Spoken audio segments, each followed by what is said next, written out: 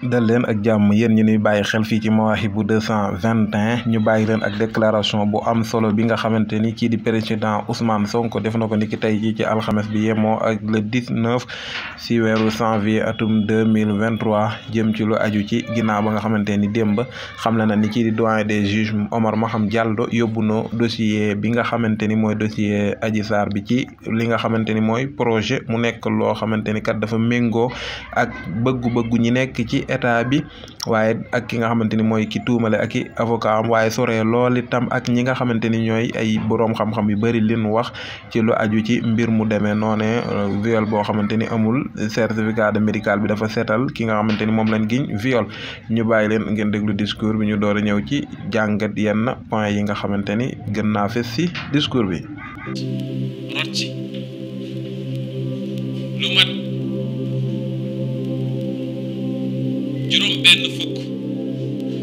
juróom benn téeméer 600 ci ay nit gaañu ci ñii seen bët ñii seen loxo ñii seen tànk ñu ne lu mel ni musuñu gis mu am Sénégal wala mu toll noonu yàlla def ci ndox mu sedd jaarale ko ci ay intervention yu amul fii Sénégal ñëpp jàppoon ne nag bu ñu génnee ci loolu kii nga xam ne moom la ñu dénk réew mi muy Macky Sall dina bàyyi tappale ak caaxaan yi bàyyi justice àttekat yi muy utiliser pour xeex ay adversaire politique am bàyyi alkaat yi muy dooleel ne leen dal leen ci kaw citoyen te xam ni niñ ko fi tegee mooy defar réew mi jubóole Sénégalais yi wàññi seen coono dem ci anam bu rafet ñëpp loolu la ñu gëm waaye ñu gis ni ndekete moom bi mu génnee ci loolu gàcce la ko def ci boppam gàcce la def ni dafa amoon defet ne nag xaaral ma dem fagaru defaraat sa bopp moo tax ku dem seeti ko rek dégg naa booy dem dafa ne est-ce que xam nga ne li fi amoon dootu fi am dem ne ma ngay dem uti doole pour ñëw delloo si waat mbir mi fañ ko tegoon moo tax ku yeewoo Sénégal rek war ngaa am lu la bett fi mu toll nii parce que ñëpp jàppoon nañu bu ñu génnee ci mars 2021 Macky Sall dina seet li des ci nguuram mu xool nu mu koy rafetalee ba dem ci anam yu gën a rafet bàyyi fi réew mi ni mu ko fi fekkee woon te bañ fee yee fitna koo xam ne dina juraat ay bakkan ak leneen ak leneen rax ci dolli kenn xalaatul woon ne dina toogaat ba ñuy wax fii Sénégal coowal ñetteelu mandat surtout nag mu jógee ci Macky Sall nga xam ne moom bokk na ci ñi gënoon taxaw fii di xeex Abdoulaye Wade ne warul am ñetteelu mandat kon tey Sénégal kuy wax ngir yàlla kese am nga lu la jaaxal am nga lu la naqari am nga lu la bett ak loolu ruslu te mi ngi jógee ci Macky Sall ak ay ñoñam coow loolu mooy ñaareel ci gannaaw ab nit jóg na jiiñ ma man mii de dama koo siif xam naa ni amul kuy dund Sénégal te xam Ousmane Sonko waxuma la xamantu ndax nit dina toog fële di bind te xamul ki muy bind kan la dina toog fële di wax te xamul lu muy wax parce que sénégalais moom mel noonu am nañu fit te ku ñu jox micro nga wax waaye amul kenn koo xam ne xam na ma as tuut boo xam ne di nga dégg ñu ne Ousmane Sonko sif na nit nga xalaat sax ni mën naa ne ndax ku xam sama jaar-jaar démb ba tey xam li ma gëm ak li may dund xam nga ni loolu mënul ne waaye bi loolu amee man maa jëkk a génn wax ak sénégalais yi ne leen lii ab complot la ab pexe bu ñu nas la dañu ko nas ki ñuy wax Mamour Diallo bokk na ci ki ñuy wax Gabiso bokk na ci ki ñuy wax Serigne Bassirou Gueye procureur de la République bokk na ci am daal ñu ma lim ba lim ci Macky Sall ndax turam dañ ko cee tudd ne nag Sénégalais yi gannaaw yàlla man yéen laa bàyyil sama bopp gannaaw yàlla parce que man yàlla rek laa gëm moom rek laa wéeru nit laa jaam laa matadi naa comme kenn ku nekk ci ñun waaye yàlla rek laa gëm boolewu ma kokk lenn dendelewu ma kokk lenn lu am rek mooma lu am rek damay dellu ne ko sant naa la neex na naqari na ma ne Sénégal gannaaw yàlla yéen ñi nga xam ne yéen a ma tax a sonn yéen ñi nga xam ne yéen a ma tax a xeex yéen ñi nga xam ne yéen a tax ma bàyyi sama lépp ñàkk sama lépp ngir Sénégal baax ba faw yéen mbir mi seen mbir la bu ngeen nangoo li Macky Sall bëgg ma xam ne loolu la yàlla bëgg am ma muñee ko sama borom waaye askan wi bu ñu nee lii du fi amee loolu du am parce que askan rek moo am solo ci réew askan rek moo am sañ-sañ moo yor souveraineté kuñ fi teg nga jaakaar ni am nga police am nga gendarmerie amoo dara loo am rek daf fekk askan wi nangu mais fu askan jóg taxaw ñëpp taxaw doon lii duñ ko nangu amul nguur gu ko mës a mën a déggu amul nguur gu ëpp doole ci àdduna bis bu askanam yëpp jógee waxuma lenn lu ndaw ci askan wi de mais li ëpp ci askan bi bu jógee ne lii du fi amee loolu mënul am moo tax bi askan wi àndeeg man ci li ma wax gëm li ma leen wax bi ñu jógee gis ngeen fi mujje mooy ñu doon pexe ba jàppuñu yóbbuñu bàyyiwaat nañ ñu andi ñu ba suñu kër loolu mooy wane doole askan ñu jàppoon ni nag foofu la mbir mi di yem que Macky Sall dina delloo bi xelam ci yàlla bàyyi justice bi muy utiliser ngir di song ay adversaire politique ndekete moom dafa wuti woon doole pour ñëw ne foofu rek gàcce gi ma amoon ndax moom gàcce la ko jàppe nit bu beew nit bu rëy bu dara amee ole nga xool loo ci mën a tiire ci lu baax yow da ngay jàpp ni gàcce la foog mu fayu mu dellu si ci loola daa di dem li nga xam ne moo ne woon seen li ñu laloon ci début bi te li ko gën a firndeel mooy benn jigéen bu ñuy wax Dior Diagne soxna la ci Antoine Diome bi nga xam ne mooy ministre de l'intérieur dafa am lu mu rëccaloon ci jamono jooju defe naa loolu mu rëccaloon yéen ñëpp gis ngeen mu rëccal ab message boo xam ne da ko doon yónnee keneen daal di juum yónni ko kenn ku ma jege lan la ci wax mooy dossier bi bu leen ko tëj ndax bu ngeen ko tëjee réew mi day tàkk manifestation dina jóge fu ne fii ak bitim réew te loolu baaxul ci réew mi baaxul ci nguuru Macky Sall la ngeen di def mooy da ngeen koy bàyyi mu toog këram bu ko defee enquêteurs yi woo ko di ko laaj ay question juge bi programmé procès ba nag bu ñëwee procès yàq der la ndaw si ñëw naan fii la ma jaar def na ma lii def na ma laa bu ko defee daram yàqu ci Sénégal yëpp dootul mën a taxaw laaj baatu Sénégalais yi lii moo ne woon seen lal seen pexe ñu nas ko nii la ñu wéyale waaye pour def ko il fallait ñu dem ut ñu leen koy defal moo tax su ma déggee ñu ne tànn nañu seeni juge ba noppi du ma ne déet ndax li jiitu moo tax ñu war koo xam naka la ñu tànnee Omar Maham Diallo bi nga xam ne mooy juge d'instruction benn ñu ngi ko tànn ci wàllu mbokkoo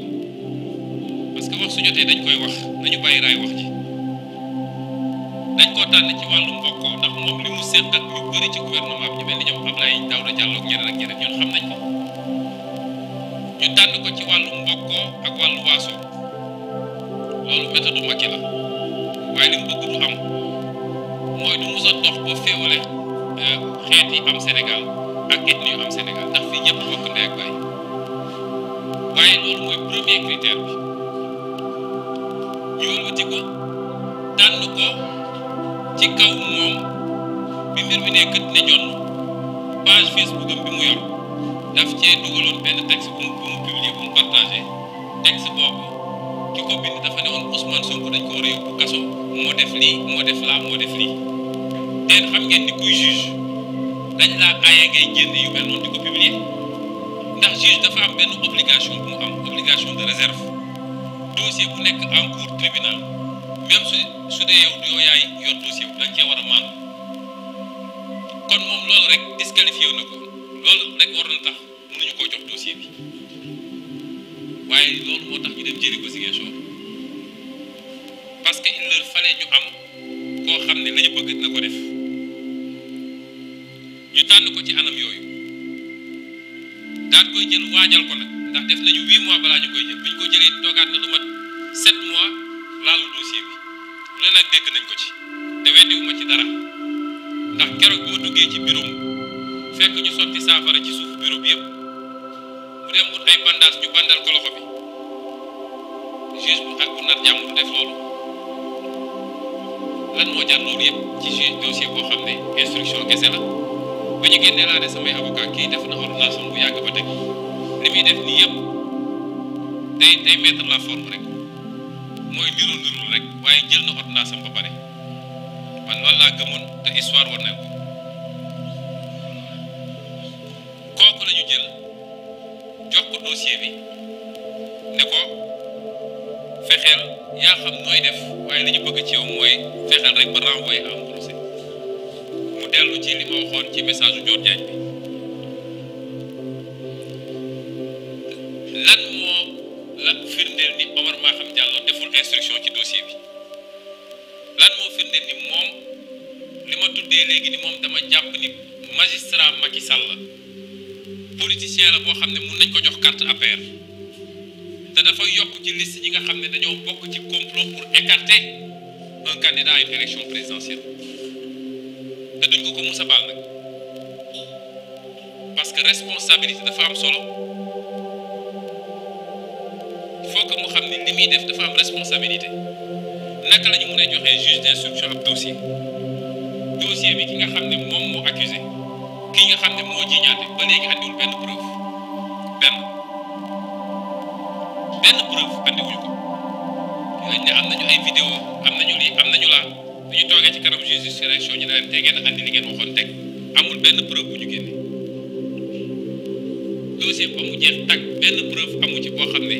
nee nañu Ousmane Sonko def na lii waaye ñun ñi nga xam ne dañ ne complot la dañoo andi suñuy preuve mu ne fàng lan mooy suñu preuve nee nañu dossier bi teg naa ci loxo Omar Maham Diallo rapport gendarmerie nga xam ne rapport boobu andi na yeneen jombe ci réew mi ñu bëri ci Sénégal njort nañ ni alkaati yooyu nga xam ne réer nañu kenn ki ñu gis ko ñu rey ko keneen ki ba leen gisuñu ko ñëpp ñu bëri njort nañ ni rapport bi bokk na ci li leen yóbbu ndax rapport bi li ci nekk dafa garaaw boo jël rapport bu mel noonu teg ko ci loxo Omar Maham Diallo rapport bi am signature ñu ko war a signé am cachet yi am lépp li ci war a nekk rapport bi wax ni Serigne Bassirou Gueye bokk na ci complot bi ndax ni mu ci bokkee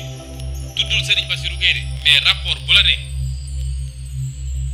PV d'enquête bi nga xam ne moom la gendarmerie def dañ koo modifié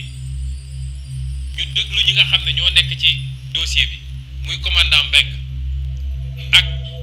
capitaine Touré ñoom ñëpp ñu ne Serigne Bassirou Gueye moo modifié PV bi moo leen sant ne leen changé leen lii moom capitaine Touré bañ ko moom Abdou Mbengue nangu ko rapport boobu nga teg ko ci loxo juge d'instruction est-ce que juge d'instruction rapport boobu rek doyoon na jar woon sax yeneen yëpp est-ce que juge d'instruction boobu waroon na renvoyer dossier bi mu jël ko teg ko fële ñu ñëwaat ci juge d'instruction bi ñu ne docteur bi nga xam ne moo consulté ki ne moom dañ koo siif docteur boobu ñëw taxaw ci kanamu juge bi ne ko man de kii ma ñiy wax bi ma ko jëlijee ba xool ko gisuma benn mandarga boo ne dañ koo siif te man bi mbir mi amee maître Gabisso moo ma woo ne ma demal jëlal ma ko ma xëy la lendemain defaguma sama PV Mamour Diallo ak Gabisso di ma woo yemul ci foofu de dafa dem ci huissier ñu constater ko appel yi nga xam ne Mamour Diallo ak Gabisso yi ñu ngi ko doon woo dafa dem ci huissier constaté ko mu jël audio boo xam ne Mamour Diallo moo ciy wax ne ko est-ce que mun nga génn guddi gi ci couvre-feu bi ñu gisee te Mamour Diallo nee na moom yéegul dossier bi lu dul fan yi la koy doog a yéeg la ciy doog a dugg yooyu yëpp mu boole clé USB beeg yooyu yëpp jox ko juge ba pare ne juge bi boobu ba léegi ñu ngi may menacé de mort ñëw nañu sama kër dajji ko toj nañ sama oto ci doxu naa doxuwaat déposé naa plainte gendarmerie juge d'instruction bu am loolu est-ce que waroon na yóbbu dossier bi instruction est-ce que waroon na ko yóbbu procès juge d'instruction boo xam ne yor nga certificat médical boo xam ne nee na la fii viol amu fi luy mën naan gaal ni jotee am na fi sax feeñul ci certificat médical waxuma laa viol nga jël loolu teg fële ne loolu intéressé wu ma juge d'instruction boo xam ne ñi doon liggéey ci bërëb ba yëpp déglu nga leen nu mu tuuti ñeent wala juróomi nit ñëpp ne la lii ngay wax mënul ne yéeguma ko te maa ngi woon ci bërëb ba toog xanaa ko ñuy siif sax di nga weqatu wala di nga yuuxu wala nañ dégg nga jël loolu lépp teg fële ne ça ne m'intéresse pas juge d'instruction boo xam ne capitaine Touré bi nga xam ne moo def enquête bi def na déposition ne ko li ma mës a déclaré yëpp wax ko ci presse wax ko feneen confirmé naa ko j'assure nga jël loolu teg fële ne intéressé wu juge d'instruction boo xam ne ki ñuy wax MC Baye Mbaye Niass woolu nga ko mu ñëw bi mu ñëwee nga ne ko yow li nga wax foo ko teg mu génneel la clé USB boo xam ne ay audio moo ci nekk audio yooyu ki nga xam ne moo ne dañ koo siif moo ne siif bi musul am jote sax amu fi waaye ñoom Mamour Diallo moo ma dugal ci lii ba pare ne ma débrouiller rek ba andil ma toq ma ni yaa xam foo koy jëlee juge d'instruction bu ñu jox loolu nga woo ki nga xam ne moo jiñaate de mu ñëw nga tegal ko audio bi ne ko ndax lii yaa ko wax avocat ma ngi toog mu ne waaw lii sama baat la man maa ko wax waaye dama doon foog moom dama ko doon làmbatu rek pour xool nga ne loolu doyu la yow juge d'instruction nga jël loolu teg fële juge d'instruction boo xam ne def nga li ñuy wax réquisition mooy dem nga Sonatel dem Tigo ñoom ñëpp nga jël numéro téléphone ñëpp nag muy ki jiñaate muy ki ko doon dawalal ñoom ñëpp ñu def réquisition résultat yi bi mu ñëwee ba egg si suñu loxo avocat ñun ñoo ko traité résultat yooyu wane ni la jiitu bés ba ci boppam ak ëllëg sa ñooñu ñëpp ñu ngi doon woowante ba guddi googu yëpp feeñ réquisition nga xam ne kenn mënu ko trafiqué nga am loolu yow juge d'instruction mu leer ni lii association de malfaiteurs la dañ koo comploté nga ne loolu doy la moom it daal di teg fële kon man jàpp naa ni Oumar Maham Diallo dafa def lu ko neex wala liñ ko sant bettu ma nag ci li ma wax li jiitu waaye bettu ma it ci dama gëm ni lu bëri def ko ci sagom ndax ku dem foofu ci bureau fekk li fa nekk ci ay renseignements généraux fekk fa ci li fa nekk ci ñoo xam ne mën nañoo faat bakkan ci lu dul dara ñu ne foofu soo demee ñu naan audition bureau bi nekk en face yëpp ay renseignements généraux ñoo fay nekk ñay nekk foofu di yóbbu di andi te ñooñu tey ñoom ñooy instruire dossier bi ndax ñoom ñooy woo samay nit naan leen tel jour dina am telle chose am na ci benn alkaati boo xam ne Casamance sa dëkk Nappel la sant wax leen ba damay wax nit ñi directement nekk ci mbir mi bokk na ci ñuy accompagner plaignante bi di ko andi te di nekk tout le temps bureau Oumar Maham Diallo moom mooy woo samay nit une semaine avant ne ko tel jour dina am confrontation tel jour dina am telle activité kooku mooy joxe léegi information yi kon moom instructeur dossier bi man loolu laa gëm magistrat yi nag il faut jël seen responsabilité parce que bëgg a jaamu état bëgg a jaamu exécutif ñoom waratuñu taxaw fii di wax indépendance de la justice parce que amul sénégalais bu gëm indépendance de la justice ci li gën a métti ci mbir bi magistrat boo gën a am yaakaar ñaare bis buñ ko booy ci yenn poste yi dootoo ko xàmmee Oumar Maham Diallo bañal ñu lu bëri ndax bañal nañu samay avocat dañoo bind ne ko avocat yi nga xam ne bokk nañ ci complot bi faw nga déglu leen muy maître Dior Diagne ak maître Gabisso mu lànk ne du ko def ndax nee na ñooñu dañoo am kiiraay li ñuy wax immunité waaw du même justice bi moom juge d'instruction boobu ci toogal foofu avant moom ak procureur du ñoom ñoo yëkkati woon sama kiiraay man en tant que député man dama gëm ni kiiraay député moo ëpp doole kiiraay avocat ndax député askan wi moo ko fal avocat nag profession ci ñetti fan lu musul am ci àdduna la ñu yëkkati sama kiiraay man kon su dee ay avocat ñuy ay citoyen ni ñëpp dem bokk ci association de malfaiteurs ñu ne ñooñu kenn du leen laal parce que rek avocat lañu loolu baro bi si boppam war koo nangu te bind naa baro bi man bind naa ko ñaari yoon bind naa le parquet général juge bi bañal nañu ba li mujjee barki démb nga xam ne lu jaadu la ci procédure mooy réquisitoire bi nga xam ne kayit bi nga xam ne procureur moom la bind muy réquisitoire définitif bi samay avocat ne ko na leen ko communiquer mu lànk communiquer wu leen ko ba tey jii ñuy wax ak yéen loolu jaadu la juge bi bañal na ma mun a génn réew mi te bi mooy ñetteel yoon bi mooy troisième fois man maay kenn ci maire ci Sénégal fal nañ ma maire depuis fukki weer ak mu tegu maire yëpp ñu génn dem defar seen coopération décentralisée ñi yu jumeleel ak dem participer ci forum internationaux yi ut lu ñu andil seen mairie man maay maire boo xam ne tey mënumaa génn Sénégal nee nañu je suis sous contrôle judiciaire pourtant bu leen nit bindalee lu leen neex nañ ko te nekk contrôle judiciaire nañ ko bàyyi mu dem bari man maay maire boo xam ne mënumaa génn tey réew bi ci mujjee mooy ñaar fukki fan ci gannaaw samay avocat déposé nañu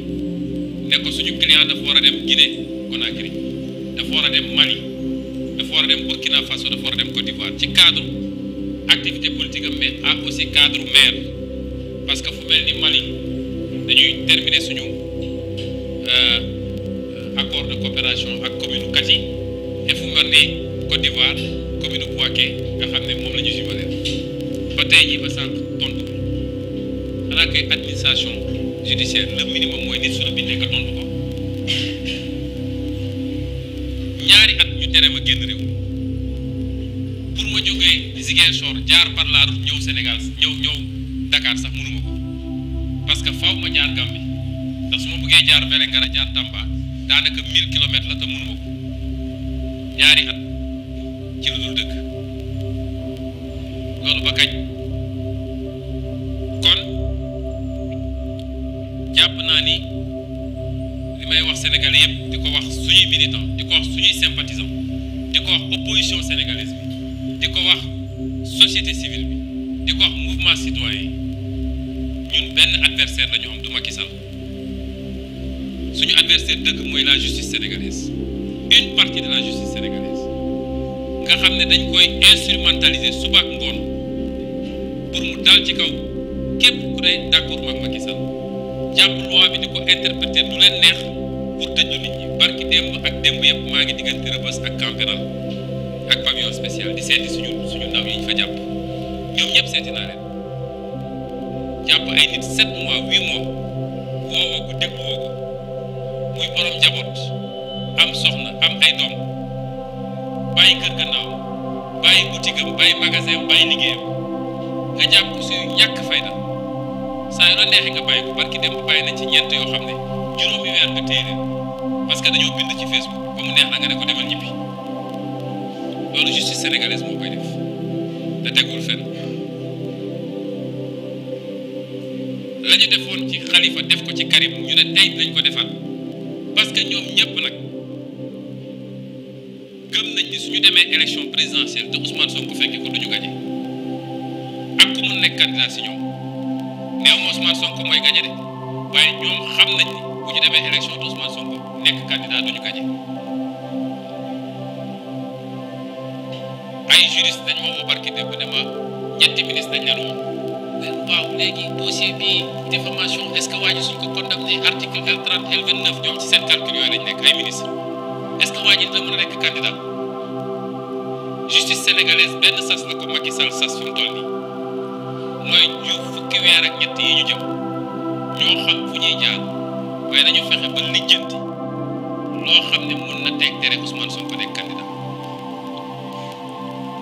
bu ma ne justice bi yëpp de man sequma ak justice bi yëpp magistrat yi ay centaine lañu du ñoom ñëpp laa jëflanteel waaye ñi ma jot a jëflanteel bi ma duggee ci politique ba léegi dañ leen utiliser pour soit daal sama kaw man ak sama njaboot soit lu ma yóbbu justice ñu neenal ko li koy firnde mooy bi ma Macky Sall di jaay doole di ma dàq ci sama liggéey ma yóbbu ko justice ñëpp gis ni ay violation yu dul jeex amoon na ci samay droit justice da koo dàq may sénégalais di député gis ni luubal nañu xaalisu réew mi ay milliards et milliards ba mënoon ci noppi nag comme ñëpp waaye man gëwuma loolu man réew mi rek laa gëm te dama gëm ni fistinu réew mi waru dem ci poosu nit bu mu waru dem ma dem ci justice ne leen njaaxum am na justice daa di jël dossier bi da koy classé sans suite moom mii di procureur tey Amadou Diouf moo newoon chambre d'accusation moo classé dossier boobu muy 94 milliards yi ngeen di dégg est-ce que xam ngeen 94 milliards lu mu doon boobu moo gën a garaaw sax rapport Cour des comptes bi ñuy wax est-ce que xam ngeen loolu peut-être Cour des comptes bi li mu tombeek feebar bi moo tax mu toll noonu mais 94 milliards moo gën a garaaw yàlla nattu ko moom Amadou Diouf bi mu génnee foofu ñu nommé ko procureur bu mu demee dafa fekk rapport OFNAC ndax bi may déposé dama déposé OFNAC déposé IGE déposé parquet bi parquet bañee instruire dossier bi laa dem déposé ci juge bi avec constitution de partie civile rapport boobu mi ngi ci table di tax du ko traité waa OFNAC ne li Ousmane Sonko wax yëpp dëgg la daal di génne lu bari ba pare génne yeneen 26 dossiers yu bokkul ak 94 milliards yeneen 26 dossiers bii 3 milliards bii 7 milliards bii 14 milliards boo ko dajalee yëpp war na jege 200 milliards loolu gën a garaaw fuuf li ñuy wax nii daal koy jox procureur ne ko ubbil instruction contre Mamour Diallo ak ñi mu ànd ak ba tey yi justice teg ci tànkam gis ngeen suñuy ndaw yi ñuy rey daaw jéeg bi affaire bi amee Macky Sall dafa ne dañuy teg commission d'enquête parlementaire ba sànq ba tey kenn waxul commission d'enquête bi commission d'enquête gouvernementale ba tey jii ma wax ak yéen commission d'enquête amul fukki bakkan ak ñeent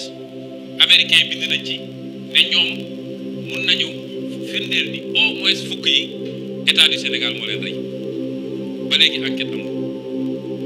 ba ñi ñu mujjee rey daaw ci mois de juin fële ci Ziguinchor ak Bignona gis ngeen tappale yi nga xam ne procureur Ziguinchor mu ngi koy def ñu jox la rapport d'expertise ne ñii bal moo leen rey nga jël dossier bi jox ko un juge d'instruction ne ko wax ma lan moo leen rey juge bi delloo ko dossier bi ne ko rapport bi wax na li leen rey ba pare yow kay da ngay ñeme daal di ubbi une instruction ñeme woo nga teg dossier bi nga xool man mii di wax ak yéen rek déposé naa ay plainte contre Mamour Diallo pour complot association de malfaiteurs ak yeneen déposé naa plainte contre Adji Sarr déposé naa plainte contre maître Gabisso déposé naa plainte contre Sidi Ahmed Mbaye déposé naa plainte contre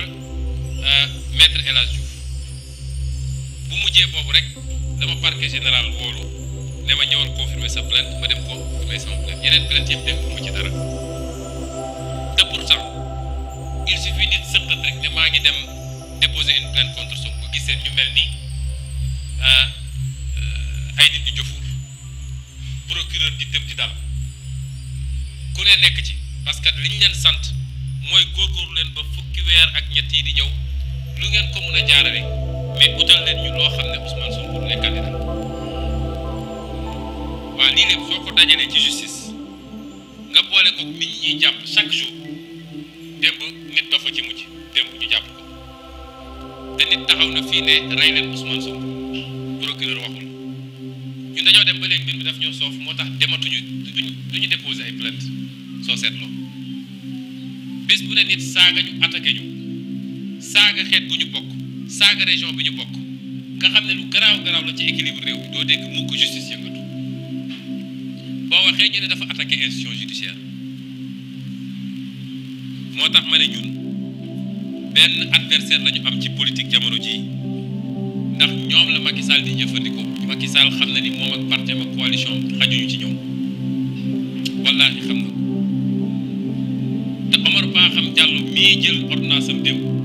billaahi wallaahi wa taalaahi xam na ni waxul dëgg bu wéetee boppam xam na ni waxul dëgg xam na ni li mu def du droit xam nga nag dañ ko menacé wala dañ koo jox xaalis wala mbirum mbokk la moo xam waaye xam na ni li mu wax démb du droit moo tax ñu wax nit ñi nag nii ñun dinañu xeex man de li may wax li ma waxoon 2021 lay waxaat constitution dafa ne ku ñu bëgg a jaay doole am nga sañ-sañu xeex am nga sañ-sañu résister Macky Sall dafa war a xam ni li ko tax a sonn mooy nu muy def ba toogaat ci réew mi téye réew mi su ko jaralee benn ñun li ñu tax a sonn mooy fexe ba réew mi teguwaat ci yoon démocratie ñëw fi alal réew mi des ci réew mi sàcc mi jeex fi loolu jaral nañu téeméer moo tax bu yaakaaree ni police ak gendarmerie moo ñuy tiital ñun ndax na boppam injustice bi bëri na ci réew mi manifestation sax mënatuñ ko def te chaque jour ñu autorisé leen ñoom loolu ñëpp a ngi siy teg seen bët may wax ni droit boobu ma waxoon man 2021 te j'invoque mon droit moi Ousmane Sonko mon droit personnel à la résistance ñu dem créer seen dossier ne appel à insurrection tey laa gën a wax ni buñ ci tollee parce que même daa ngi dem de nit nañ xam ni mën nañu la ñuy def te ñeme nañ ko booy dee ci àll na la koy rey booy daanu na nga daanu avec dignité nit boobu sa dignité jógee fii dara desatu fi man loolu laa gëm te gëm naa ni ñi ànd ak man yëpp loolu la ñu gëm ma yokk ci nag nii kilifa diine yi ci réew mi mbir mi bi mu amee daaw jéeg man demuma seeti kenn demuma ci benn kilifa diine ne ko wax ci demuma ci benn kilifa aada ne ko wax ci xam ngeen lu tax ñaar rek moo tax benn orma gi ma jox kilifa diine yi ba yenn yi du ma bëgg a dugal leen ci dama naan nañu def li ñuy def rek lu yàlla def ñu xam ni lii la ñaareel wax naa leen ko léegi dama gëm yàlla d'abord waaye gëm ni askan wi tax ñuy sonn askan moomu du toog dañu seetaan ñu ñuy faagagal moo tax bi may wax askan wi laa waxal mu amoon nag ay kilifa diine yoo xam ne teel nañ cee àddu wax ci wax ju am solo ñu ràññee ci ku lim juum nag waaye ñu ràññee ci sëñ Habib Sy Dabakh yéen a ngi fàttewul tax daa fàttali ko taxawaayam te li mu doon wax buñ ko teeloon dégg mbir mi du egg foofu mu yegg noonu yaa ngi ciy fàttaliku sëñ Fallou Mbacké Jumaada rahimahullah nga xam ne ci diggante bi yàlla def na li gën ci moom lam ci doon wax buñ ko déglu woon mbir mi du egg fi mu egg ba li ci yàqu ci ak ñeneen ñoo xam ne ci seeni xutba danaa ko lim juum ay imam ay oustaz ay prêtre am na ñu bëri ñoo xam ne waxoon nañ ci te ñun du ñoo dem laaj leen wax leen parce que dañoo jàpp ni bu ñu bokkee réew mi ñoom ñuy suñuy kilifa ci fànn googu ñu nangul leen ko bu ñu gisee lu nar a yàq réew mi aajowul ñuy xaar ba ñun ñu ñëw ne leen wax leen ci parce que tuuti nañ torop ci wax leen lu ñu war a wax ak lu ñu war a def waaye malheureusement kenn dégluwul woon ba mbir mi egg fi mu yegg bu mu yeggee fi mu yegg it gëm naa ni kilifa yëpp def nañ ci liñ ci mën a def waaye sëñ Mountakha Mbacké yàlla na fi yàgg te wér dafa jël ay ndaw yebal leen yebal ndaw bu mat ndaw nag muy sëñ Bassirou Porokhane bi mu ñëwee ñun ñëpp dañoo daje fii lañ ko recevoir hôtel Mamoun yéen la presse la ngi woon foofu mu wax ci kanamu àdduna yëpp nag parce que du loo xam ne dañoo tëju woon ci néeg di ko wax moo tax xaw yu ma fi sutura li may wax yëpp su ngeen duggee léegi ci YouTube gisaat vidéo yi mu wax ñëpp dégg ko mu ne kilifa gi dem moo ma yónni nee na daf leen ñaan ngeen teg mbir yi ci suuf manifestation yi ngeen war a def suba ak fan yi di ñëw ngeen may ko bàyyi ko waaye yemul foofu li ngeen xam ne moo leen métti ci réew mi da ngeen ko tënk ci kayit teg ko sama loxo ma yéet ko moom dina ci dox lim ci war a dox bi loolu amee ndax dañoo am kuréel gu tudd M2D mouvement pour la défense de la démocratie bi mu amee mouvement bi yëpp dañuy waxtaan ñu ne kilifa gi ñaan nañ ko ko nangul looloo andi woon dal bi amoon ci jamono jooju dafay baax ñu fàttali parce que jamono jooju bu ñu bàyyi woon xale yi konte li ñuy def ñaari fan lañ ciy teg ñaar mu mun a am soit nguur gi dina daanu wala li fiy rot ci bakkan dina bëri trop man ca lañ ma doon doog a bàyyi le 6 laa génn ma jël le 8 laa génn le 8 mars ma jël sama responsabilité fii ci salle bi laa def conférence de presse leader yëpp nekk fi ne leen nii la demee M2D def conférence de presse ñu ne kon mbir mi ñu ngi ñaan ñëpp ñu bàyyi mu sedd kenn ku ne dellu këram loolu nag doonoon ndam ci Sénégal ndax àdduna bi yëpp dañ ne xool leen modèle sénégalais bi du tubaab moo jógee fële ñëw àtte suñu du Nations Unies moo ñëw àtte ñu du Union africaine moo ñëw àtte ñu du CEDEAO moo ñëw àtte ñu ñun ñoo am suñu modèle fii ci biir réew mi ñu wane ni modèle boobu mi ngi dox ba léegi parce que nit ñëpp demoon nañ ba ne waaye nit ñi déggatuñu ni ñëpp wane ni am nañ fi ay kilifa yu ñëpp déggal ba suñu nee def leen ni nit ñi nangu ko def ko yoon ndam bu rëy télé yëpp wane ko France 24 BBC TV5 ñëpp def ci reportage ndam googu nag nga xam ne ndamu Sénégal la woon di ndam suñuy kilifa diine waaye di nag di suñu ndam ñun ñii acteurs yi nga xam ne seet nañu lu bëri jox cër ak orma suñuy kilifa ba tax ñu ñaan ñu teg ci suuf suñu ndam la woon ñu nit ndam googu nag mi ngi waaj a nërmeelu ndax fi ñu jëm su dee fañ a tegoon dossier bi lañ ko jëlaat ak yeneen yoo xam ne mi ngi suñu kanam ci ay troisième mandat ki ay tëjaate ak ay reyaate fi ñu jëm li xewoon mën na xewaat ci lu yàggut te ñaanuñu ko yàlla te buy ñëw anam yi muy ñëwee dina gën a métti te kooku du doon ndamu kenn ci Sénégal am na nag lu ñu bindoon teg ko ci loxo kilifa gi li may wax ni bu doon gisee ak moom yomb na ma lu fii laa koy waxee damay toog wax ko yónnee nañu def nañ lu ñu mën a def pour mën a am gisee googu pour waxtaan ak moom ci li xew ci réew mi juróomi weer ci gannaaw boobu egsee gu ñu woon fii honorable présidente Aïda Mbodj ak docteur Cheikh Tidiane Dièye jóge nañ fii Ndakaaru taal seen oto dem ba Porokhane fekk fa Serigne Bassirou Porokhane ne ko Serigne bi lii ak lii waxoon nañ ko waaye lii ak lii moo am ci réew mi boobu ba léegi ñun nag ñu ngi commencé jaaxle dafa mbir mi di jëm kenn ku ne dina seet nu muy fagaroo te bu boobaa li muy yàq ci réew mi dina bëri kon mbir maa ngi bëgg a yàqu te ñëpp seede nañ ni li koy yàq jógewul si ñun parce que Sénégalais nag li ci ëpp ku fayu la xam mbir maa ngi bëgg a yàqu te jógewul ci ñun amul lenn lu ñu mën a ne ñun def nañ ko te loolu moo andi coow li wala moo andi fitna ci réew mi kon waxuñu ko parce que dañuy wut ndimbal waaye bu dee réew mi bu amee fu mu toll ñii nga xam ne ñoom la ñu jiital wóolu leen gëm leen ñuy kilifa diine faaw rek ñu wax ci parce que ñun ñëpp seen njaboot lañu kon dañ leen di teel a yéegal balaa ñuy egg foofu kilifa diine yëpp nag lañu ndax ñun amuñu si xaj ak seen kilifa diine yëpp yi ne ci réew mi am nañu ci commencé addu démb rek envoyé nañ ma benn boo xam ne def naa kenn ci njabootu sëñ Abdou Lahad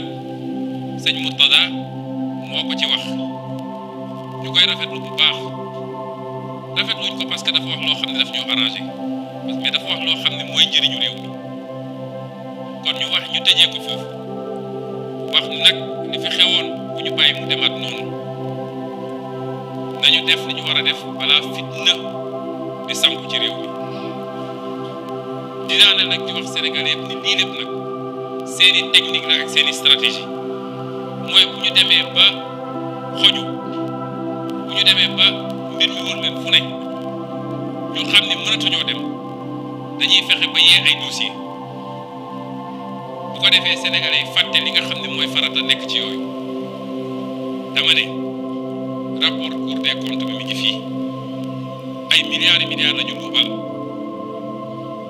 moom Macky Sall ak ay ministre am nekk les seuls responsables Macky Sall dañ ko doon yóbbu haute cour de justice pour haute trahison ndax xam ngeen ni jamono bi muy def loolu Macky Sall dafa supprimer assemblée nationale fàttelu leen ko ñu jox ko loi d'habilitation ne ko yow yaay def par ordonnance kon lii responsabilité am la du responsabilité ministre yi de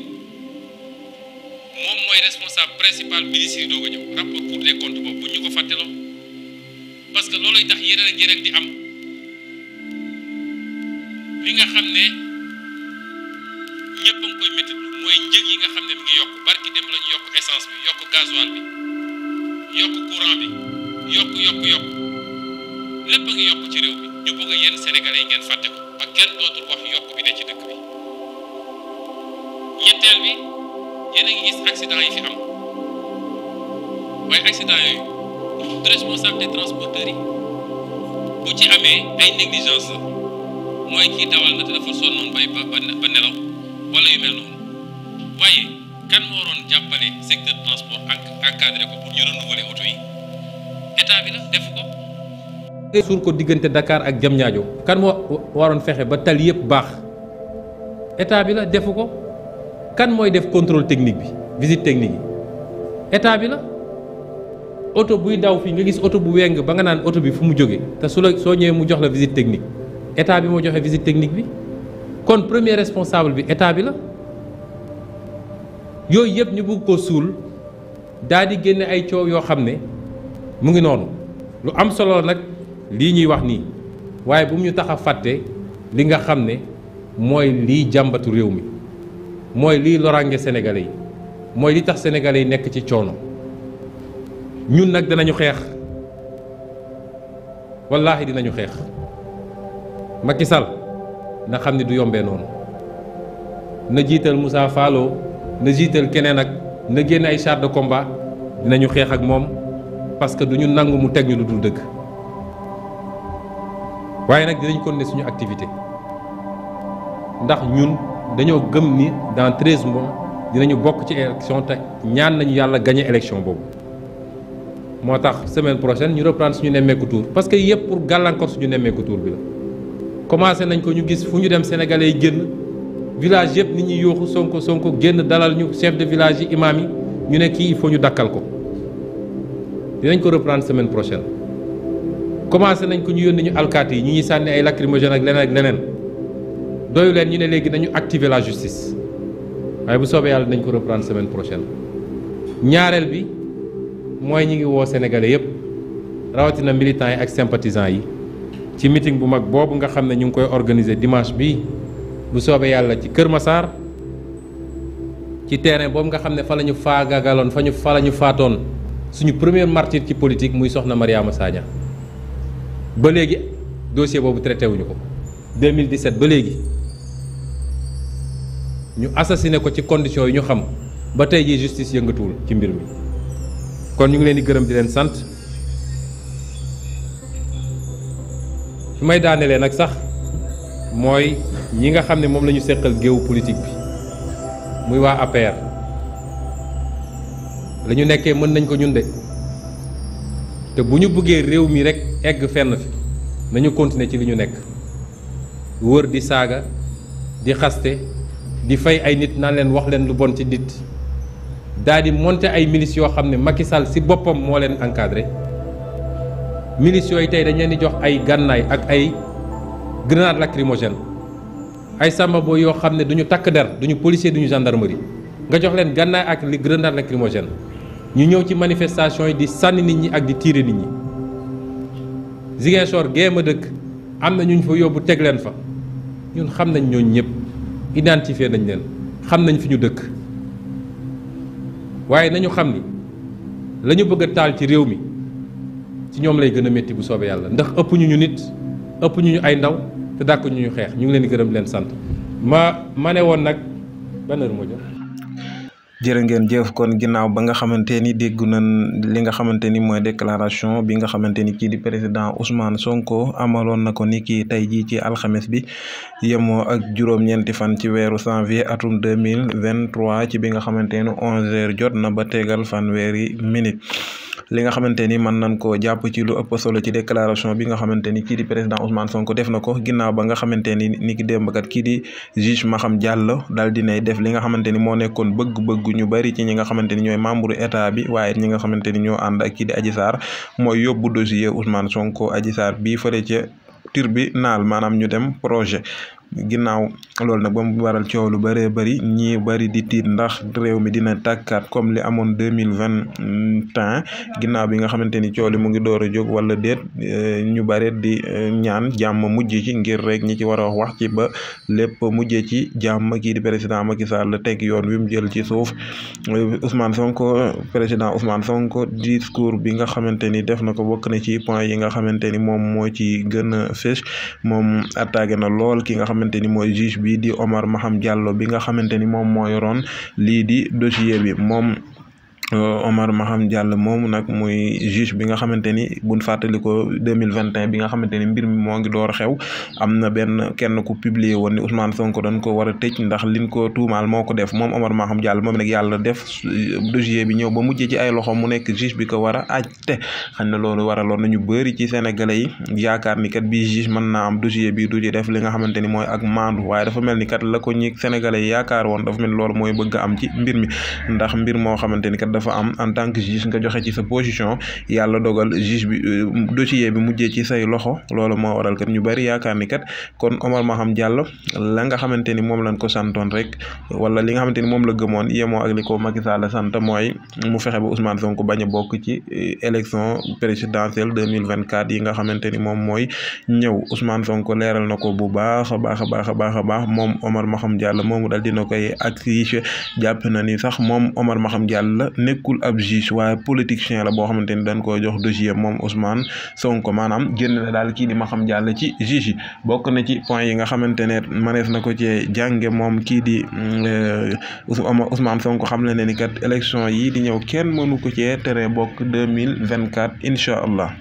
ba tey ci jàngat Ousmane Sonko mu ngi xamle bu baax a baax ni kat moom benn adversaire rek la am fii ci Sénégal maanaam nekkatul sax Macky Sall adversaire am mais li nga xamante ni mooy adversaire am mooy li nga xamante ni mooy justice sénégalais maanaam amatul sax léegi benn adversaire bu dul justice sénégalais waaye Ousmane Sonko mu ngi xamle bu baax a baax ni dina comme ni nga xamante ni la ko droit maye bokk na ci li mën a jàng ci discours bi li nga xamante ni la ko constitution Sénégal maye muy droit de résistance dina résister ba fu mu yem neex lu ko ci fekk rek moo xam ne ndogalu yàlla la mais ni ko constitution bi may muy résistance maanaam jàmmaarloo ak ñi bëgg teg noteel ci kawam nee na loolee dina ko def comme ni ko yoon maye donte ki ba mu ko waxee 2021 nee na kat ñu bëri dañ ni woon dafa woote maanaam ngir fippu waaye moom nee na loolu constitution moo ko bind mu leer nañ muy bu la naree néewal doole nga fippu te ni ko constitution bi maye dina ko defe comme noonu waaye bokk na ci li nga xamante ni tëjee na ko discours bi mooy mu woote ci rassemblement bu mag bi nga xamante ni jàpp na ko niki dimanche bii ñu dëgmal mu war a am fële ca Kër Massar Kër Massar mu ciy woo mboolem sénégalais yi rawatina mboolem ñi nga xamante ni ñooy bokk ci parti bii di Pastef jërë ngeen jëf ci gàttal loolu mooy tënk ci discours bi nga xamante ni wala jàngat yi nga xamante ni am na ci discours bi président Ousmane Sonko amaloon niki tey jii.